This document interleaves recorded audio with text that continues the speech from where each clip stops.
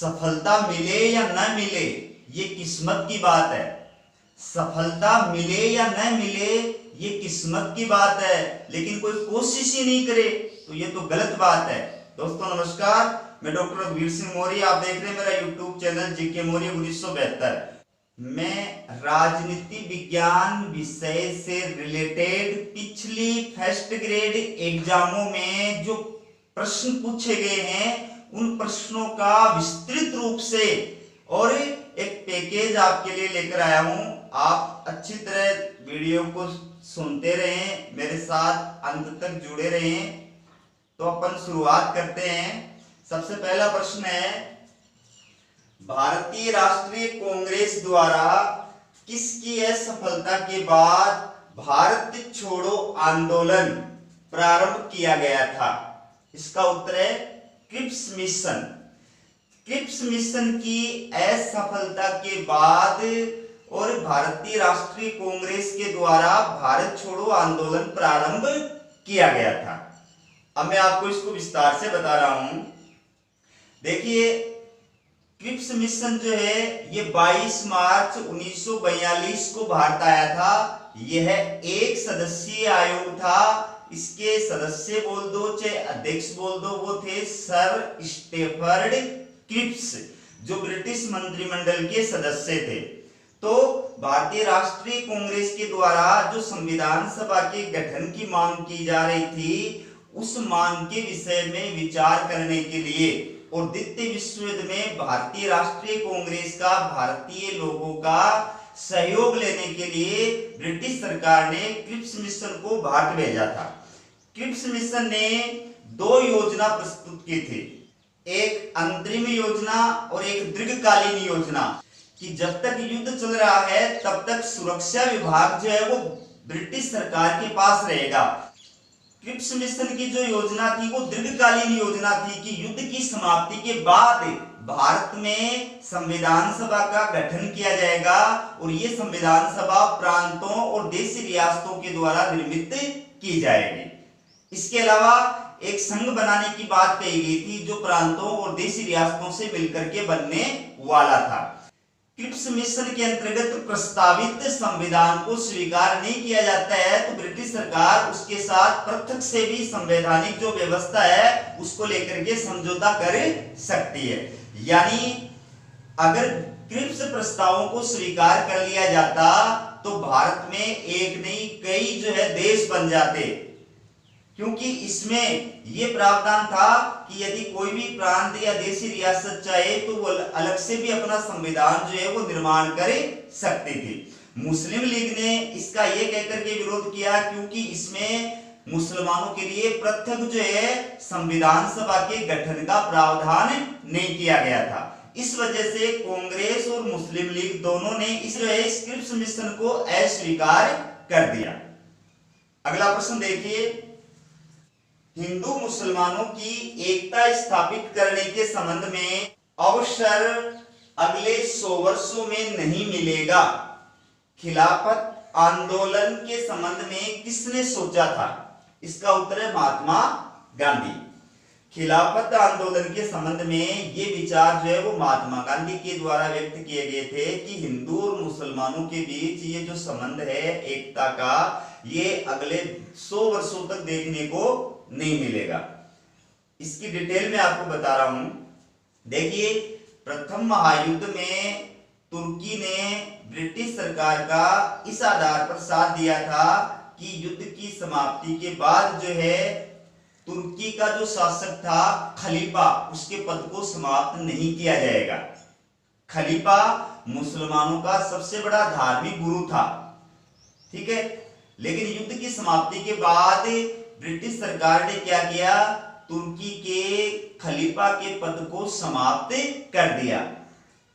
चूंकि खलीफा सभी मुसलमानों का धार्मिक नेता माना जाता था, मुसलमान उसके प्रति श्रद्धा रखते थे, इसलिए अपने खलीफा के अपमान को वो सहन नहीं कर सके और उन्होंने ब्रिटिश सरकार के खिलाफ खिलाफत आंदोलन प्रारंभ करने का निश्चय किया। उधर गांधी जी जो थे वो भी ब्रिटिश सरकार के विरुद्ध असहयोग आंदोलन प्रारंभ करने की योजना बना रहे थे। तो उन्होंने इस अवसर को हिंदू मुस्लिम एकता के रूप में यूज करने के बारे में सोचा। ठीक है, तो इसके लिए सितंबर 1919 में अखिल भारतीय खिलाफत कमेटी का गठन किया गया, जिसके अध्यक्ष जो थे वो गांधी जी बनाए गए। अतः खिलाफत आंदोलन में मुसलमानों का कांग्रेस के द्वारा साथ देने के कारण से और असहयोग आंदोलन में मुसलमानों का भी कांग्रेस को सहयोग और साथ प्राप्त हो गया। मैं आपको यह भी बता दूं कि असहयोग आंदोलन का जो प्रस्ताव है वो पहली बार सितंबर 1920 के कलकत्ता कांग्रेस के विशेष अधिवेशन में पारित किया गया था। इस अधिवेशन के अध्यक्ष थे लाला लाजपत राय। इसी प्रस्ताव को पुनर्अनुमोदित जो है वो नागपुर अधिवेशन 1920 में किया गया था, जिसके अध्यक्ष थे सी विजय राघवाचार्य। इस प्रकार से कलकत्ता कांग्रेस के विशेष अधिवेशन और नागपुर अधिवेशन में असहयोग आंदोलन के प्रस्ताव का अनुमोदन होने के पश्चात गांधी जी के द्वारा जो है 1920 में असहयोग आंदोलन प्रारंभ कर दिया गया। अगला प्रश्न देखिए, सुभाष चंद्र बोस भारतीय राष्ट्रीय कांग्रेस के अध्यक्ष कितनी बार रहे थे? इसका उत्तर है 2 बार। सुभाष चंद्र बोस भारतीय राष्ट्रीय कांग्रेस के 2 बार अध्यक्ष रहे थे, और वो कब कब रहे थे वो मैं आपको बता रहा हूं। 1938 में और 1939 में। 1938 में हरिपुरा कांग्रेस के अध्यक्ष रहे थे और 1939 में त्रिपुरा कांग्रेस के अध्यक्ष रहे थे। इससे रिलेटेड एक चीज और है, त्रिपुरा संकट। ये क्या था? देखिए 1939 का जो त्रिपुरा कांग्रेस अधिवेशन हुआ था, उस अधिवेशन में सुभाष चंद्र बोस को भारतीय राष्ट्रीय कांग्रेस का अध्यक्ष चुन लिया गया था, जबकि गांधी जी की तरफ से जो उम्मीदवार थे वो पट्टाभी सीतारामैया थे। गांधी जी पट्टाभी सीतारामैया को त्रिपुरा कांग्रेस का अध्यक्ष बनाना चाहते थे, लेकिन सुभाष चंद्र बोस के अध्यक्ष बनने की वजह से पट्टाभी सीतारामैया जो है हार गए। इस अवसर पर गांधी जी ने यह कहा कि पट्टाभी सीतारामैया की हार मेरी व्यक्तिगत हार है, तो कांग्रेस में गतिरोध पैदा हो गया। इस वजह से बाद में सुभाष चंद्र बोस ने और त्रिपुरा कांग्रेस के अध्यक्ष पद से त्याग पत्र दे दिया और उनके स्थान पर डॉक्टर राजेंद्र प्रसाद को त्रिपुरा कांग्रेस का अध्यक्ष बनाया गया था। अगला प्रश्न देखिए, चंद्रशेखर आजाद की कहां गोली मारकर हत्या की गई थी? इसका उत्तर है इलाहाबाद में। देखिए चंद्रशेखर आजाद जो है ये भारत के प्रसिद्ध क्रांतिकारी नेता थे, और इनकी गोली मार करके जो हत्या है वो 27 फरवरी 1931 में अल्फ्रेड पार्क इलाहाबाद में की गई थी। अल्फ्रेड पार्क इलाहाबाद में। इस पार्क में ब्रिटिश पुलिस ने उनको चारों तरफ से घेर लिया, तो अपने बचाव का कोई अवसर जब उनको नजर नहीं आया तो उन्होंने स्वयं अपने आप को गोली मार ली। अगला प्रश्न देखिए, विदेशी शासन कितना भी अच्छा क्यों न हो, वह स्वराज्य की बराबरी नहीं कर सकता। यह विचार किसका है? इसका उत्तर है दयानंद सरस्वती। ये विचार जो है वो दयानंद सरस्वती का है कि विदेशी राज चाहे कितना भी अच्छा क्यों ना हो, वो स्वराज्य की बराबरी नहीं कर सकता। मैं इससे रिलेटेड और आपको जानकारी प्रदान करता हूं कि स्वामी दयानंद सरस्वती की प्रसिद्ध पुस्तक थी सत्यार्थ प्रकाश। तो ये जो वक्तव्य है, ये जो कोटेशन है, ये सत्यार्थ प्रकाश से लिया गया है, और दयानंद सरस्वती ही वो पहले व्यक्ति थे जिन्होंने स्वराज्य शब्द का प्रयोग किया था। दयानंद सरस्वती वो पहले व्यक्ति थे जिन्होंने भारत भारतीयों के लिए यह नारा दिया था। दयानंद सरस्वती ने 1875 में मुंबई में आर्य समाज नामक संस्था की स्थापना की थी। इस आर्य समाज की आलोचना करते हुए वैलेंटाइन सिरोल ने आर्य समाज को भारतीय अशांति का जन्मदाता कहा था। मैं आपको यह भी बता दूं कि वेदों की ओर लौटो, ये नारा भी दयानंद सरस्वती के द्वारा ही दिया गया था। तो दोस्तों ये 2012 की स्कूल व्याख्याता एग्जाम के अंदर आए हुए प्रश्न है। मैंने विस्तार के साथ में इनको बताया है। आगे और जो प्रश्न है उनको भी अपन इसी प्रकार से देख रहे हैं। अगला प्रश्न है, संविधान की प्रारूप समिति का अध्यक्ष कौन था? इसका उत्तर है B.R. अम्बेडकर। डॉक्टर भीमराव अम्बेडकर जो थे वो संविधान की प्रारूप समिति के अध्यक्ष थे। प्रारूप समिति को ड्राफ्टिंग कमेटी भी बोला जाता है। इस कमेटी का गठन 29 अगस्त 1947 को किया गया था। अच्छी तरह याद रखना, 29 अगस्त 1947। और इस कमेटी में 7 सदस्य थे, एक अध्यक्ष और 6 सदस्य। तो अध्यक्ष थे डॉक्टर भीमराव अम्बेडकर और 6 सदस्य कौन कौन थे वो मैं आपको नाम बता रहा हूं। तो 6 सदस्यों के नाम है एन गोपाल स्वामी आयंगर, A.K. अय्यर, मोहम्मद सादुल्ला।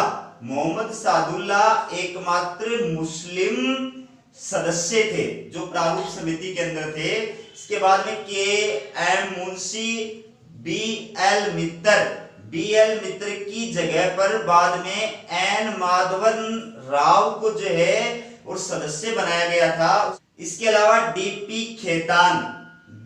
खेतान के स्थान पर बाद में T.T. कृष्णमाचारी को जो है सदस्य बनाया गया था। इस प्रकार से ये 6 जो है इसके सदस्य थे। इस प्रारूप समिति का प्रमुख कार्य क्या था कि जो संविधान की परामर्श शाखा थी, उस परामर्श शाखा के द्वारा तैयार किए गए प्रारूप का परीक्षण करना और संविधान का प्रारूप तैयार करके और उसको संविधान सभा के सम्मुख प्रस्तुत करना। अगला प्रश्न देखिए, संसद की कार्यवाही प्रारंभ होने से पूर्व किस न्यायाधीश ने अपना त्यागपत्र दे दिया था? इसका उत्तर है सौमित्र सेन ऐसे न्यायाधीश हैं जिन्होंने महाभियोग की कार्यवाही प्रारंभ होने से पहले ही जो है और अपना त्यागपत्र दे दिया था। मैं आपको यह भी बता दूं कि संविधान लागू होने के बाद से लेकर के आज तक किसी भी न्यायाधीश के खिलाफ महाभियोग का प्रस्ताव जो है संसद के द्वारा पारित नहीं किया गया है। सबसे पहले महाभियोग का प्रस्ताव जो है 1991-93 के दौरान सर्वोच्च न्यायालय के न्यायाधीश थे जी रामास्वामी, उसके विरुद्ध पेश किया गया था। तो जो महाभियोग प्रस्ताव की जांच करने वाली समिति थी, उस समिति ने जी रामास्वामी को दोषी पाया था। संसद में महाभियोग प्रस्ताव पारित करने की कार्यवाही चल रही थी, लेकिन इस दौरान ही सत्ता पक्ष ने महाभियोग प्रस्ताव वापस ले लिया। उस वजह से और संसद में यह प्रस्ताव पारित नहीं हो सका। तो तब से लेकर आज तक किसी भी न्यायाधीश के खिलाफ महाभियोग प्रस्ताव जो है वो पारित नहीं हुआ है। अगला प्रश्न देखिए, संसद से तात्पर्य है? इसका उत्तर है राष्ट्रपति, राज्यसभा और लोकसभा। संसद में ये तीनों आते हैं। अगर संसद के सदन पूछे जाते हैं तो सदन के अंदर आएगा लोकसभा और राज्यसभा। अगर संसद के अंग पूछे जाते हैं तो आएगा राष्ट्रपति, राज्यसभा और लोकसभा। संविधान के अनुच्छेद 79 में कहा गया है कि संघ की एक संसद होगी जो राष्ट्रपति और 2 सदनों से मिलकर के बनेगी और 2 सदनों के नाम क्रमशः राज्यसभा और लोकसभा होंगे। यानी संविधान के द्वारा राष्ट्रपति को भी संसद का अभिन्न अंग बनाया गया है। वो इसलिए क्योंकि संसद का प्रमुख कार्य है विधि निर्माण करना या संविधान संशोधन करना। तो इन कामों में राष्ट्रपति की भी महत्वपूर्ण भूमिका होती है, क्योंकि संसद द्वारा पारित विधेयक, चाहे वो साधारण विधेयक है चाहे वो संविधान संशोधन विधेयक है, वो तब तक कानून नहीं बन सकता जब तक राष्ट्रपति उस पे साइन नहीं कर देता है। इसलिए राष्ट्रपति को भी संसद का अभिन्न अंग माना गया है। अगला प्रश्न देखिए, अपने कार्यों के संपादन में किसे स्वविवेक के अनुसार कार्य करने की शक्ति प्राप्त है? इसका उत्तर है राष्ट्रपति।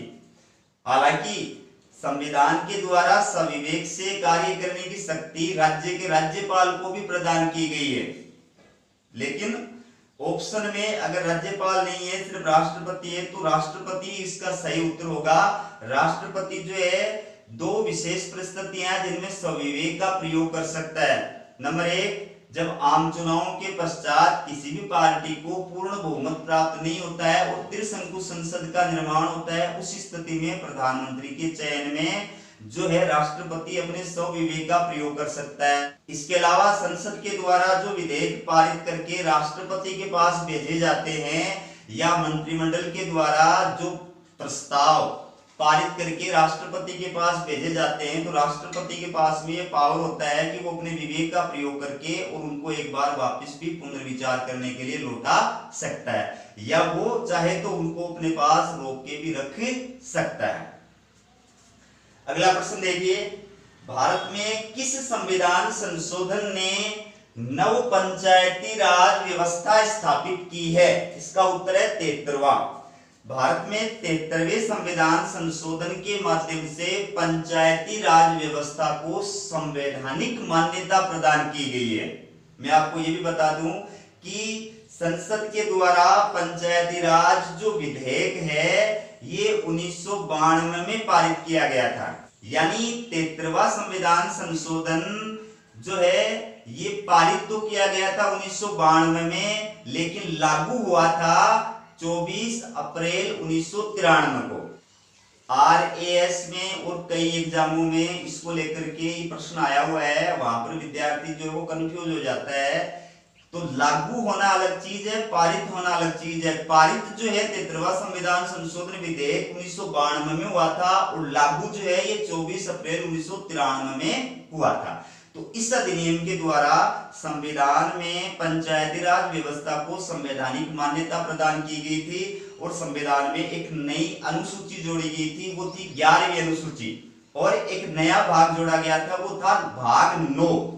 पंचायतों के नाम से भाग 9 जोड़ा गया था और इस भाग 9 में जो है अनुच्छेद 243 से लेकर के 243 अन्य तक जो है वो शामिल किए गए थे और 29 विषय जो है वो पंचायती राज को प्रदान करने की इस अधिनियम के तहत व्यवस्था की गई थी।